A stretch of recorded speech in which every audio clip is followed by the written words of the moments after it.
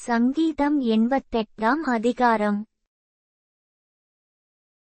என் இரட்சிப்பின் தேவனாகிய கர்த்தாவே, இரவும் பகலும் உம்மை நோக்கி கூப்பிடுகிறேன். என் விண்ணப்பம் உமது சமூகத்தில் வருவதாக, என் கூப்பிடுதலுக்கு உமது செவியைச் சாய்த்தருளும். என் ஆத்துமா துக்கத்தால் நிறைந்திருக்கிறது, என் ஜீவன் பாதாளத்திற்குச் சமீபமாய் வந்திருக்கிறது. நான் குழியில் இறங்குகிறவர்களோடு எண்ணப்பட்டு, பெலனற்ற மனுஷனைப் போலானேன்.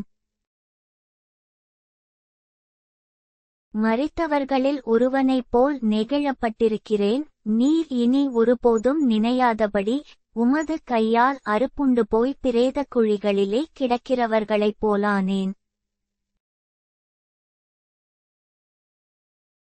என்னை பாதாளக் குழியிலும் இருளிலும் ஆழங்களிலும் வைத்தீர். உம்முடைய கோபம் என்னை இருத்துகிறது, உம்முடைய அலைகள் எல்லாவற்றினாலும் என்னை வருத்தப்படுத்துகிறீர். சேலா.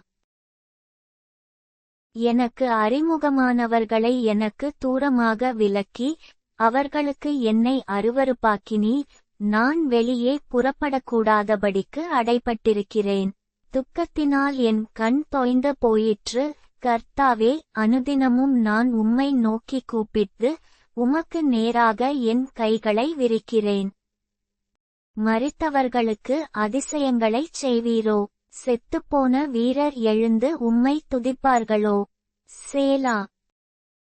பிரேத குழியில் உமது கிருபையும், அழிவில் உமது உண்மையும் விவரிக்கப்படுமோ? இருளில் உமது அதிசயங்களும், மறதியின் பூமியில் உமது நீதியும் அறியப்படுமோ? நானோ கர்த்தாவே, உம்மை நோக்கி கூப்பிடுகிறேன். காலையிலே என் விண்ணப்பம் உமக்கு முன்பாக வரும். கர்த்தாவே, ஏன் என் ஆத்துமாவை தள்ளிவிடுகிறீர்? ஏன் உமது முகத்தை எனக்கு மறைக்கிறீர்? சிறுவயது முதல் நான் சிறுமைப்பட்டவனும் மாண்டு போகிறவனுமாயிருக்கிறேன். உம்மால் வரும் திகில்கள் என்மேல் சுமந்திருக்கிறது, நான் மனங்கலங்குகிறேன். உம்முடைய எரிச்சல்கள் என்மேல் புரண்டு போகிறது, உம்முடைய பயங்கரங்கள் என்னை அதம்பண்ணுகிறது. அவைகள் நாடோறும் தண்ணீரைப் போல் என்னைச் சூழ்ந்து, ஏக்கமாய் என்னை வளைந்து கொள்ளுகிறது.